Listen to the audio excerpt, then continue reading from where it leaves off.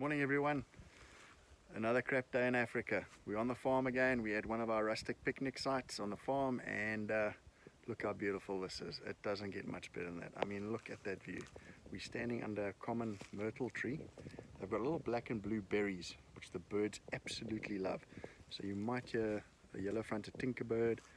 Black-headed oriole's been going crazy, but obviously now it's silent because I'm taking the video. But this morning we're going to do a nice little brunch. We're doing a bacon patty from the Flying Pig, love them, cheese, egg and chakalaka zami. So folks, join me, I'll share the recipe with you, but life doesn't get much better than this. I mean, how amazing is this view? Enjoy folks, cheers.